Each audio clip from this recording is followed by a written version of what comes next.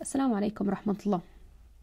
قبل عدة أيام امتلأت وسائل التواصل الاجتماعي بالنقد الشديد الموجه للفيلم العربي الذي كان الأول من نوعه في نتفليكس، والذي ظهر للجمهور بكل ما فيه من تفلت ومن نزع للحياء ومن قلة أدب وقلة احترام للدين وللمجتمع العربي بصورة عامة. ولله الحمد، فهذا النقد وهذا الرفض الشديد للفيلم فهو أمر طيب ومحمود، ونريد المزيد منه، ونريد المزيد من هذا التفاعل وهذا الرفض للمنكرات في المجتمعات المسلمة ولله الحمد. لكنني أردت التنبيه هنا في هذه الفرصة وفي هذا الموقف لأمر مهم جدا متعلق بخطورة متابعة هذه المواد، سواء مسلسل ولا فيلم ولا قراءة رواية ولا متابعة قصة من هذا النوع. خطورة هذه المواد أو جزء كبير من خطورتها حقيقة ليس في هذا الموقف الصارخ يلي توقف الناس عنده في هذه المرحلة. يعني هنا الناس توقفت جدا ورفضت جدا مشهد سيء للممثلة، ورفضوا أيضا فكرة طرح الشذوذ على أنه أمر موجود في المجتمعات العربية. الآن الناس توقفت مع هذين الأمرين، لكن الخطورة حقيقة ليست في هذين الأمرين وحدهما. يعني ليست أنه الفيلم عم يحاول أنه يمرر الشذوذ، لكن الخطورة حقيقة في كل ما مر عندنا في الطريق إلى أن وصلنا لمرحلة أن الفيلم مرر هذا الأمر. فما هو المقصود بذلك؟ الآن جميعنا يعني مع الأسف وصلتنا بعض المقاطع من هذا الفيلم وفهمنا السياق العام للقصة. فمما ورد في هذه المقاطع أنه هؤلاء الذين أمامنا في الفيلم هم أصدقاء يجلسون في سهرة عشاء، كأنه بعد يعني مساء ليلا، والرجال ونساء جالسون معا على طاولة الطعام، ضحك، سخرية، لا يوجد أي ضوابط في هذا الاختلاط الموجود. جميعهم يعرفون كل خصوصيات بعضهم البعض، وجميعهم يتدخلون ويمازحون بعضهم البعض بطريقة غير لبقة وغير مقبولة أصلا في المجتمعات المسلمة، بطريقة تنافي تماما الضوابط التي نحن نعتاد عليها. هناك كان شرب الخمور على الطاولة، استغفر الله. كل هذه الأمور الآن مرت بشكل طبيعي عند المشاهد. كل هذه الأمور صارت عادية لأننا نتوقف الآن مع مشكلة الشذوذ الأكبر بكثير. لكن الفيلم لو لم يحتوي على هذا المشهد، على مشهد الشذوذ، لكان الأمر طبيعيا. لم يكن يتوقف أحد عند هذا الفيلم، لم يكن أحد ليقول أنه لا، يجب أن يمنع أو يجب أن ننتبه له وننتبه لخطره وما يتم تمريره. الآن هذا نمط هذه الجلسة كلها هو نمط غربي وغير مقبول نحن بالنسبة لنا، لكن كل هذا الآن كان طبيعي. الآن المشكلة في كل هذا أنه هذا الأمر يعني يتم التطبيع معه، يتم التطبيع مع أن هذا طبيعيا طالما لم نصل إلى النقطة الكبيرة جدا اللي هي إما كلمة بذيئة أو بذيئة جدا، أو إما موقف سيء جدا، أو موقف صارخ بالسوء الذي فيه. وفي كثير من الأحيان قد لا يحدث هذا الحدث الكبير، أو قد لا نصل إلى هذه النقطة الانفجار التي وصلنا إليها في هذا الفيلم. فما الذي يحدث هناك؟ لا يتوقف المشاهد مع أي شيء مما رأى، وبس يتابع الفيلم، يتسلى به، ثم يغلق وخلص، يعني يقوم بعمل أي شيء آخر. وهذا ذاته ما يحصل حقيقة في متابعة كل الأفلام الأخرى التي لم نصل فيها لهذه النقطة. يعني في متابعة الأفلام العربية، الأفلام الآن مع الأسف يعني في الأفلام الأجنبية قد يتابع المشاهد هذا ولا ينتبه أصلا إلى أن الأمر سيء، لأنهم يعني كفار وهذا عادي عندهم، فأنا أتابع كأنه الأمر عادي عندي أنا. طبعا مفهوم أنه نحن نرفض هذا الأمر أكثر بكثير في المواد العربية، لأن هؤلاء يتكلمون بلغة القرآن، وهؤلاء هم مجتمعات أصلا عربية، ومجتمعات كان فيها الإسلام وما زال الآن، لكنه يعني يتم تقليل تواجده. لكن مفهوم لماذا نرفض ذلك، لكن أن نقبله بشكل عادي حين يكون في الأفلام الأجنبية هذا هو المرفوض. فهذا ما ينبغي التنبه له، أنه كل ما يمر في الطريق، زائد أنه لا ينبغي أن ننتظر الأمر الكبير المهول حتى نتوقف، لا، نحن نتوقف مع كل التفاصيل ونعاينها ونلاحظ ما فيها وما وراءها وما تمرره لنا.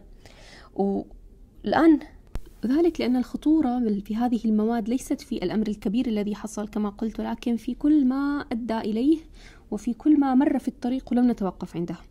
وهذا يحصل كثيرا حقيقة، وأنا مما أتوقف معه في موضوع تأثر الناس بالمسلسلات والأفلام، أنه الشخص لا يصل لمرحلة التأثر حتى يكون ولو للحظة واحدة، ولو لجزء من الثانية، حتى تقبل كل معطيات هذا الفيلم، حتى وصل إلى نقطة التأثر بالأحداث الموجودة في هذا الفيلم. يعني مثلا لما يكون الفيلم عن امرأة مات حبيبها مثلا، فحتى أنت كمشاهد تتأثر بموت هذا الشخص، تحتاج لأن تغض البصر عن أمور كثيرة جدا أدت لهذا الأمر.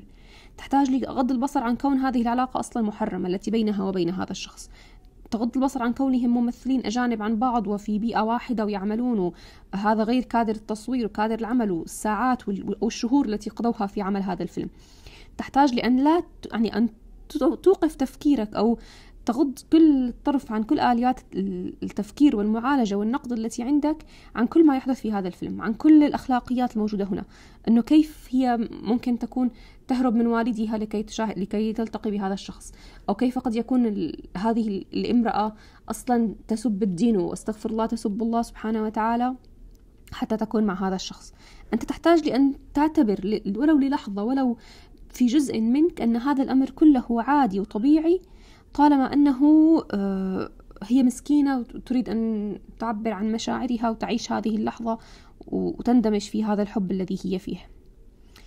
تغض الطرف عن كون هذا كله حرام، وعن كون هذا كله أصلا لا يوافق حتى دينها هي، يعني هي لا يوافقه. كل هذا سواء كان بشكل إرادي أو بغير إرادي، أنت تغض الطرف عنه لكي تصل مع المسلسل أو مع المخرج ومع الكاتب إلى هذه النقطة المطلوبة من أنك تبكي على الممثل لأنه مات هذا الشخص الذي تحبه. نفس الشيء عندما تتأثر مع ممثل مثلا قضى طوال الفيلم وهو يكافح ليصل إلى مرحلة ثراء معينة أو مرحلة إنجاح مشروع معين يعمل فيه. أنت هنا تتغاضى تماما عن تعريفك للنجاح الشرعي، عن تعريفك لما هو الفشل الذي نخشى منه. أنت تحتاج لأن تؤمن ولو للحظة واحدة مع الممثل ومع الطاقم العمل كله أن النجاح هو في المال، أن المال هو أهم غاية نحتاج لأن نصل إليها. وحتى تصل مع البطل لنقطة الحماس مع ما يريد ونقطة الفرح بحصوله على ما يريد، فهذا كله نحتاج لأن نتغاضى عنه، نطفئه في نفوسنا ولو بشكل غير إرادي، ولو لوقت قليل جدا. وذات الشيء يحصل حقيقة في قراءة روايات أو في متابعة المسلسلات. نحتاج حتى نتفاعل مع ما يجري، نحتاج لأن نؤمن للحظة بكل منطلقات الكاتب وبكل أفكاره وبكل أهدافه ونشاركه بها، يعني نضع نفوسنا في عالمه هذا الذي أستغفر الله يعني لا إله فيه ولا فيه أي اعتبار لأي منظومة دينية أصلا. فنعيش مع هذا الكاتب في هذا العالم دقائق لكي نتأثر، وهذه الدقائق قد تمتد حقيقة طوال الفيلم. يعني تجد الشخص في هذا الفيلم هو في عالم آخر، يعني هو يعيش في داخل الفيلم. لأنه الحقيقة المشكلة أنه كل فيلم وكل رواية وكل مسلسل هو عالمه الخاص، يعني هو المخرج والكاتب يصنعون هذا العالم لك، وأنت لما تدخل إليه فأنت تسلم بكل القوانين الخاصة فيه. وهذا ما أريد التنبيه له، أنه ليست المشكلة سواء كانت بهذا الفيلم السيء الذي ظهر على نتفليكس، ليست المشكلة بهذه اللحظة الصارخة جدا، لا، المشكلة بكل ما قبلها. المشكلة لما تتأثر بالفيلم، يعني المشكلة لما الشخص يضحك على نكتة في فيلم، هذا الفيلم حتى وصل إلى هذه النقطة هو أطفأ فيك آليات كثيرة وجعلك تسلم بأمور كثيرة لحتى تستمتع معه، لحتى تتأثر ولا تضحك ولا تبكي ولا تنفعل ولا تشعر أنه لامس شيء فيك. أنت أطفأت أمور كثيرة في الطريق. وهذه حقيقة مشكلة في كل ما هو موجه للمتعة وللترفيه، أنه هذا الشخص الذي يعيش في هذا العالم بعض الوقت يعتاد على هذا الفصل بين ما يؤمن به ومسلماته الخاصة وما يطبقه في حياته وبين ما يستمتع فيه. يعني هو لما يستمتع اعتاد أنه يخرج من الإيمان الخاص به، يخرج من عالمه الطبيعي ليدخل في هذا العالم الترفيهي، ويعتاد هذا الفصل بشكل مستمر أنه يتكرر الأمر، فلا يجد فيه إشكال أصلا مع الوقت، لا يجد أنه هو في تناقض أصلا.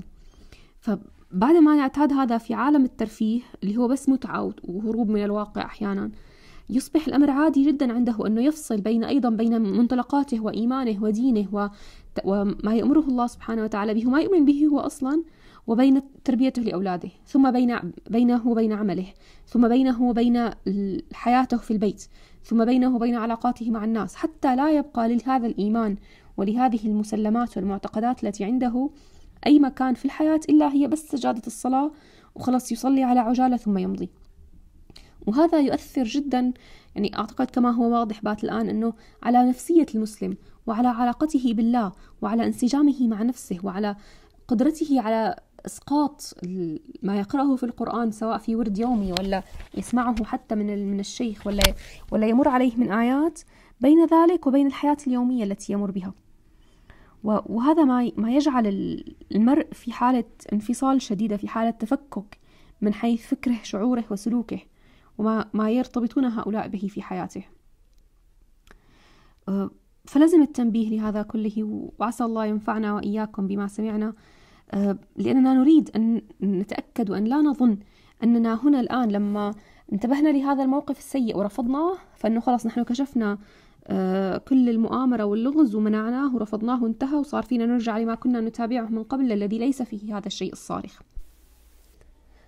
هذا والله تعالى أعلم، والسلام عليكم ورحمة الله تعالى وبركاته، والحمد لله رب العالمين.